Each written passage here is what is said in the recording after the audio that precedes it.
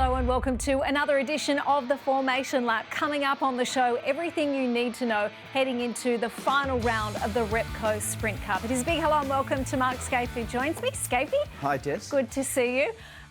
It's hard to believe that we're getting into that really critical part of the season as we embark on the Enduros next. We've got one round left of the Repco Sprint Cup and Broc Feeney's got one hand on that trophy. He's had an unbelievable start to the year, 10 pole positions, 10 race wins. What's impressed you most about the way his prowess has evolved over the course of the season? Because he's making it look easy out there, particularly in the back half of his race wins. Well, I think his qualifying does it, Jess. I mean, the way that he's been able to dominate qualifying and some of his laps, I mean, they've been Wing Cup-like. The performances, there's no mistakes. If you have a look at the way he goes about it, and a lot of his style, we do a lot of onboard stuff with him and we look at the way that he brakes the car and turns the car at the corner. His performance in Tasmania, his performance at Townsville, the way that he's driving the car at the moment and the way that he gets the best from it on fresh tyres. I mean, you look at the qualifying numbers, you just said 10 poles. I mean, 10 poles is hard to achieve, and then he's been able to deliver 10 wins as a consequence. He's pretty much said, catch me if you can, to the rest of the field. It was such a dominant performance in Townsville. Equally, it was really exciting to see Brodie Kostecki back in the winner's circle in Townsville. What does it mean to him and to the team to be finding some form at this part of the season as we get ready for the Enduros? I guess a place in the season we're expecting him to really come to the fore. Yeah, look, I think his demeanour changes the field. You know, when he's up there, he intimidates people, he races hard. He's the sort of guy that you want to be up there and in contention because it makes a difference to the racing. And I think that when you look at the way they've tuned the cars and the way that they're performing and getting better and better, that bodes well for the long-distance races, there's no doubt. Yeah, we're expecting him to be a real threat come Tail and Bend, but particularly at Bathurst where he heads into that one as the reigning champion. It was also great to see a great performance from Team 18. We've got Anton De Pasquale on the line now joining us. Hey Anton, congratulations on another podium performance for you in Townsville. What was the debrief like off the back of that round and what were the biggest takeouts for you personally but also for the team? Yes. Hey guys, thanks. Yeah, it was a great Townsville. It was good to, I guess, back up some form. Obviously, we had some good form in Darwin, got a good result there. But then I think we actually improved into Townsville, which previously wasn't a great round for the team. So to be able to show that we're sort of going in the right direction, we're tuning the cars, we're understanding what we're doing, and we're able to adapt to a completely different circuit is really exciting. So obviously to get trophies is always exciting, but I think we had some really good results in every race across the whole weekend. We rode out of the truck well, so it sort of gives a big sort of boost of confidence, I think, to everybody, especially from the workshop forward. We sort of understood, I think, what we needed to do, and we're able to do it. So that's the aim of the game. We obviously have to keep doing that, but we're doing that a lot better 6 months in than what we did at the start. Hey Anton, it looks like you have made genuine progress, but what I was really wrapped with, and I thought the performance was especially good on that opening lap, you put heaps of pressure on Feeney. It was almost a pass for the lead down at turn 11. If you get to the lead, that's a completely different race. Well done. Yeah, my car was a little bit too fast in the first few laps. Obviously, when you start what you know is a long race and it's high deg and you're sort of all over everybody and you feel really good, you generally know something's going to come at 15, 20 laps in. So I had a crack at him. He just had enough speed, had enough drive to sort of keep me behind and defended well. But overall, it was a bit too fast. We sort of got a little bit too aggressive, I think, with our strategy on Sunday. We're tuning the car. And we probably went that little bit too far and it made it faster, but it did hurt his tyres a little bit too much. So maybe if we got to the lead, it might have been a different race. I think Broc was too quick, but overall, we're still learning. We're willing to have a crack as well, and I think especially Donna's he's really understanding the car, and we're working together really well, and it's a heap of fun at the same time. It was our first real taste of a street circuit, and you're able to find that performance. What does that tell us about what we can expect from you a little later in the year at places like the Gold Coast and Adelaide? Hopefully good things. Obviously, they're going to be probably the two sort of most important tracks because you go from finals and you go to some really difficult circuits, Gold Coast being one of the hardest, Adelaide, where it's going to count to make the year count, you're going to have to be good on a street track. So, yeah, Townsville was a good sort of boat for that. I think we're understanding what to do, but those two are different beasts. So we'll keep adapting. I guess it's understanding this tyre. We're always talking about the new tyres, understanding it, adapting it to each track, which has been really difficult. But whoever's getting ahead on it is understanding the car, and you get results for it. Hey, Davey Reynolds got a pole there on Saturday at Townsville too. So the two of you have made real gains.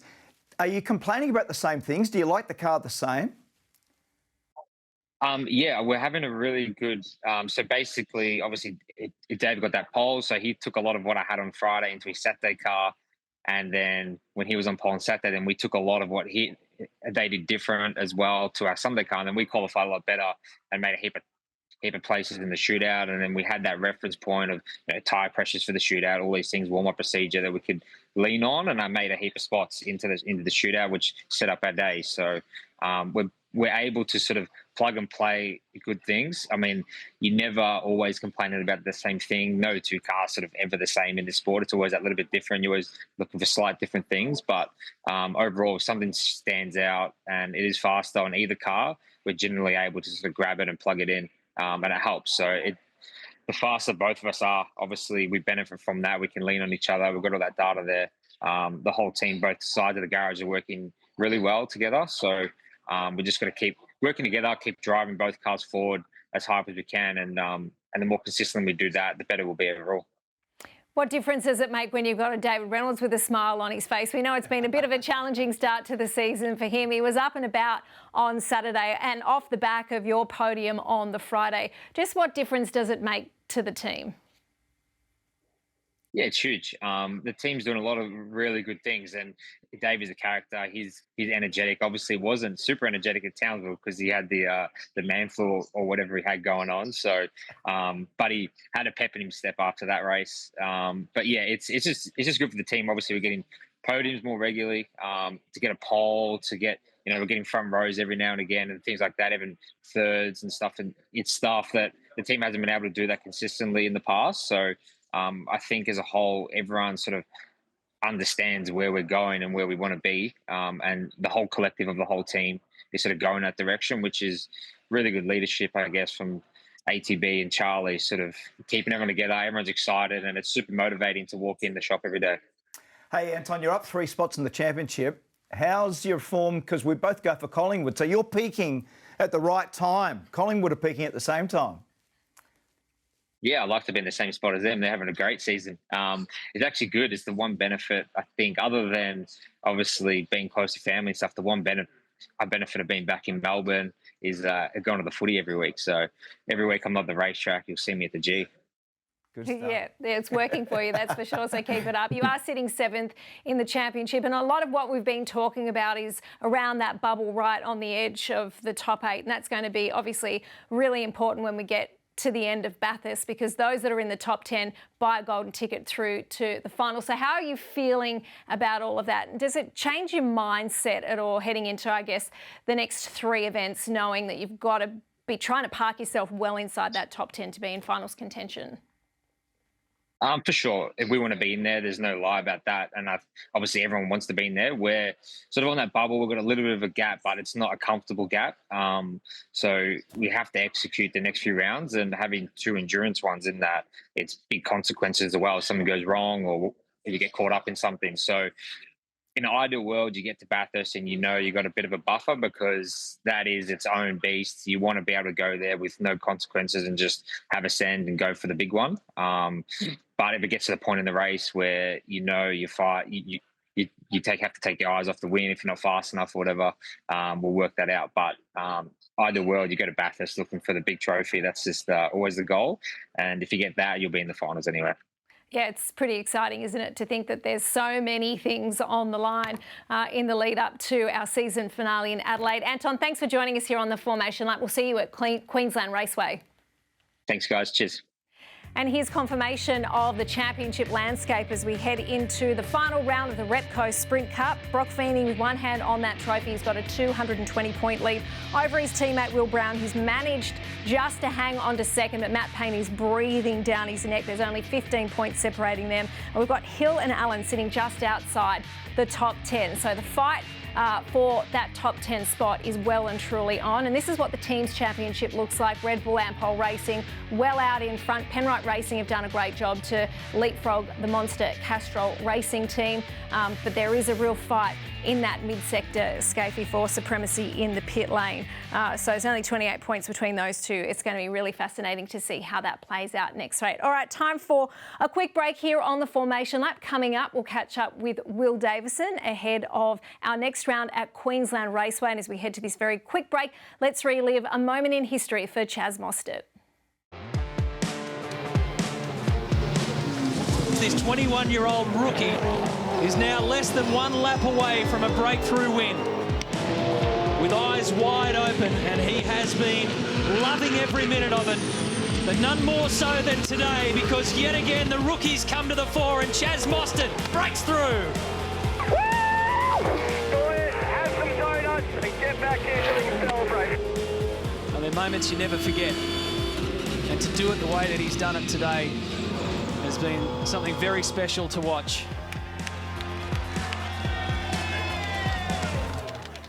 I feel really old now or not, but yeah, no, it was pretty cool. Obviously your first supercar race win will always be, etched in your brain for your whole career.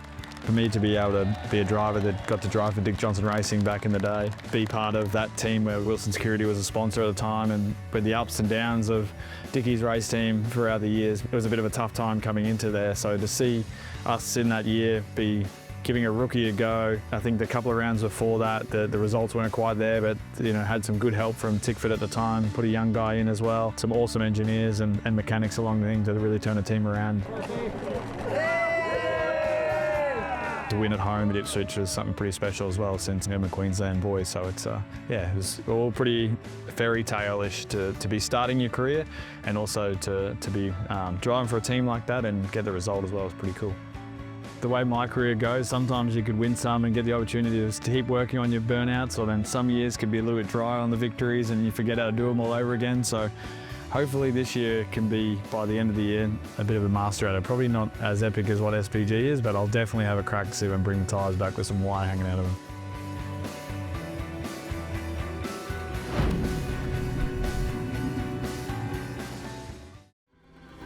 A brand new supercar era begins at Sydney Motorsport Park. It is a moment of crowning glory. New Zealand, how is this for a story? This will be the win of all miracle time. Supercar is the supercar race winner. 8 rounds into the season, and it's time to crown the inaugural Repco Sprint Cup champion.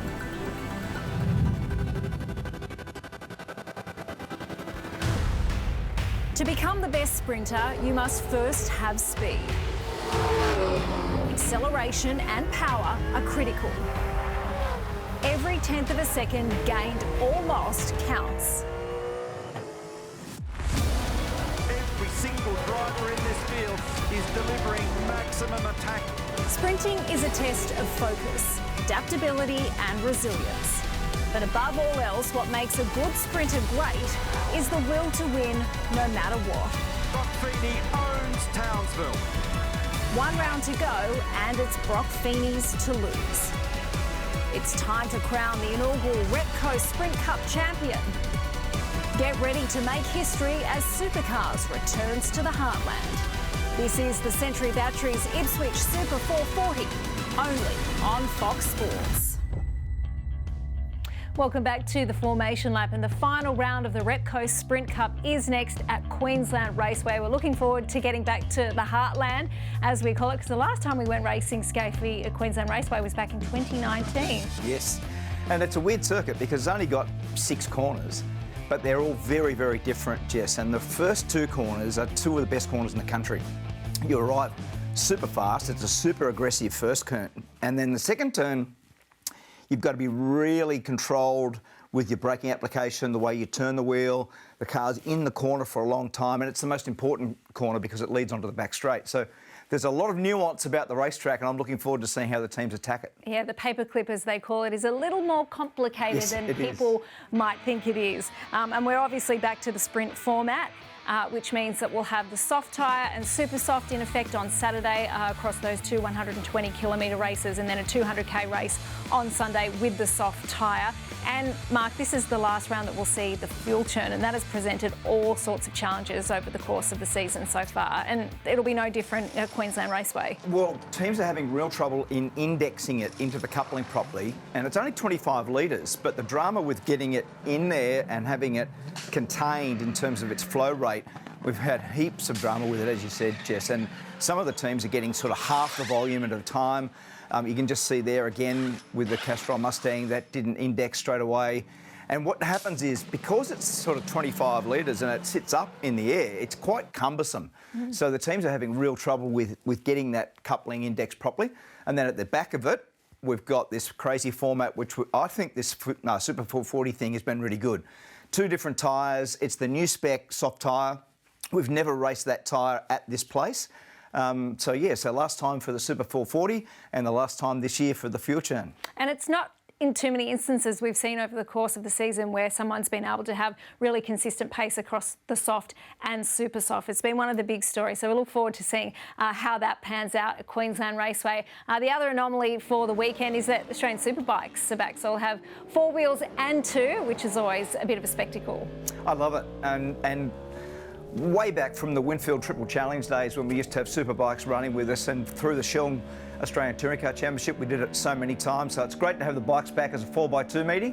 And watching those guys, I mean, Jim Richards and I used to go to the back kink at Tasmania on the main straight at Symonds Plains, and in the rain those maniacs used to get through there flat in the rain. Like, they are MADDD, so I love watching them. Yeah. I think there may be a little bit of rain forecast too across the weekend, so it'll be interesting to see. Now, can you explain to me, Mark Skaife, why it is that Victorian teams seem to do so well at QR and vice versa when we used to go racing down there in country Victoria? Because that defies belief, particularly when Queensland Raceway is supposed to be the home track of the Queensland-based teams. It's crazy. It's crazy. We laugh about it because the Queensland teams, when they come down to Winton, they used to dominate. Yep. And then the other way around, we used to go to QR and the cars are always great. So we don't really know why that is. No one knows why it is, but it'll be great to get back there and see whether that prevails again, because, as you correctly point out, we haven't been there for a long time. So it's really only the local teams that have got any form around there, any understanding of what makes the car work, especially in Gen 3 specification. Well, let's see if Will Davison can shed any light on that. He joins us now. Hey, Will, can you explain that? Hey, I mean, you've operated from both sides of the coin on this one. Do you think the Queensland teams are finally going to have a bit of advantage heading to Queensland Raceway? Oh, I don't know. Good, you're right. I mean, over the years, it's just been bizarre how it's sort of worked in opposites, you know, going back 15, 20 years as well. When we used to be able to test a lot more, particularly in the week prior to the race, I think often that would work against you because you'd leave there swearing you've dialed in the perfect setup, get there, you know, a week later and the circuit's completely different, and, you know, you're turning the toolbox upside down, trying to relearn everything. So the I'll keep it simple method sometimes is never rung truer. But now, you know, it's strange. I mean, 2019, geez, a lot of water's gone under the bridge since then. But I've been out at QR a lot since then, through the Gen 2 era with DJR, and now even through the Gen 3 phases of engine testing, aero testing, all the homologation work, to now finally be able to race there again. The place looks very different. It looks actually sensational.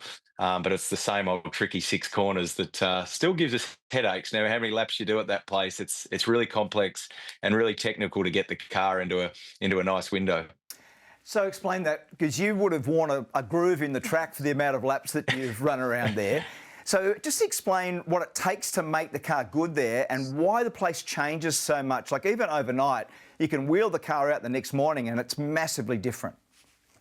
Yeah, there's been a bit of testing on the last couple of days as well. I was actually out there yesterday, just helping. Actually, in my old Gen 2 car, I got 10 laps with the Michael Anderson, and they were doing a Super 2 test. Triple Eight have been out there with their wildcard Premier. A lot of Porsches running out there, so the track was actually in really good condition. And you often, over the last few years, you go test there in July, and it's nearly a false reality because the track can feel amazing. Huge grip, really consistent days. You go back there in February at the start of a season and it's hot, the UV's up, and it's a nightmare. You're sort of going nowhere trying to get a balance in the car. And like you said, the wind's very dependent for the grip through turn 1 and 2. But if you go chasing those corners too much, it can actually really throw you off when you're trying to get that braking balance into turn 3 and 6. You need entry stability to look after the rear tyres, to flow the car in the race. You really need that drive coming off there. They've got patches of new surface now that they've put down in the last couple of years, which is quite interesting because it goes to like a new surface just as you turn in at turn 3, which can cause a bit of an imbalance. But the drive traction's generally really good at turn 3 and 6 now, so it sort of changes the way you got to attack the car. But the balance still shifts. We still don't really make great sense of it. It shifts a lot throughout the day, and the tyre has a really small window. One run it feels great, the next moment you can just drop 4-5 tenths very easily. So it's gonna give everyone a few headaches, I think, next week. You head into QR as a race winner there back in 2009. Based on the results that you've had so far this season and the way the team's been progressing, how do you feel like you're placed heading there? That was a while ago. I think I was in Mark's car, Mark's race seat from 2009. But you are right. I listen. The last time we raced there was 2019, and it was actually we were a Victorian team then. I was with 23 Red to Hickford in the Mustang. Went up to actually DJR's, hunting ground with Scotty McLaughlin. Obviously dominated that whole season, and actually put it on the front row and had my first podium with that Milwaukee colours that weekend. I had an amazing car that weekend. Believe it or not, if you beat Scott McLaughlin in 2019, you should generally win the race. I beat him that day, but then Whincup come through from third, I think, and I think got his first win of the year. But it was a great weekend, and lots changed, since we were there then. So I'm fascinated. Like, we've been testing there for years and not racing. So to be honest, we've never focused on the paperclip and Queensland Raceway. We're always trialing things, for other circuits. And I was sort of talking about it the other day going, jeepers, I don't think we've actually tried to tune in a QR setup for about 4 years. So I'm not sure where that puts us for next weekend, but I think it's a pretty even playing field for everyone. Hey, Will, so 2 things. So you and Brodie have got the same specification car now. So just give us a little bit of background as to how that's working and how that's evolving. And the second part is there'll be a big balance change between the super soft tyre and the soft tyre. We've seen the soft tyre turns at the corner. It's a bit more agile, a bit more responsive. How do you tune the car for both of those at a place like QR? Yeah, well, obviously I've moved into the, the exact specification chassis, between the 2 cars. Now, to be honest, that we built up a new car at the start of the year, and they did a beautiful job with the build quality of the chassis I debuted in at the start of the year. I didn't really notice any differences, as I shouldn't. It's a controlled element, a controlled aspect, which a lot of people ask questions. When you're looking for tiny details in a controlled part, you shouldn't be able to find anything. But it's just that we're talking thous here and there with tolerances and making sure things are identical so they feel identical, changes are identical. So we know that's the case now. And I think as a team, we've had a huge amount of upheave, and there's been a lot of positives, but we've just had a lot of clumsy things catching us out with like a near on 80% staff turnover. But the general base we've got in the car is fantastic, and now we're starting to, I think, put it together a bit more consistently. And hopefully Townsville was a real turning point. There's been a lot of internal analysis and change every weekend because there was some really tough rounds for me recently. But I think we're on the right trajectory now. And it's been a very interesting year. I won't lie, wearing the same colours as I have the last 4 years, but I nearly feel like the new guy to the team with new engineers, new philosophies, the way they're talking, the lingo, and I'm just trying to play catch up. So I think we're getting a head around this new tyre. Obviously, they've bought a lot of information from what they've used the last few years. And for them, it's like, well, is it this carb reacts differently and feels very differently to what they used last year? Or is it this new tyre that's, changed the balance for them drastically? And it definitely has probably been against us. We've been a lot better on last year's tyre. And I go from that 10-minute gap from Q1 to Q2 and through Perth and Darwin and even Tassie. The balance was so much better on the old tyre, but we changed something quite significant for Townsville. And I think the balance was way better on this year's soft tyre. So you are right. The tyre does walk around a lot more on entry. It's sort of got more peak speed, but it's a very tricky car to balance. So I think it's sort of been working in favour for some people and against others. But I think we're getting our head around that now. Well, the sprint formats and having two different tyre compounds this season has certainly kept everyone on their toes. One more round of the Repco Sprint Cup and then we're into the Enduros. We can't wait to see what you've got for us in that regard. But first, look forward to seeing you at Queensland Raceway. Thanks for joining us on the Formation Lap, Will. My pleasure. Good to chat. Thanks, guys.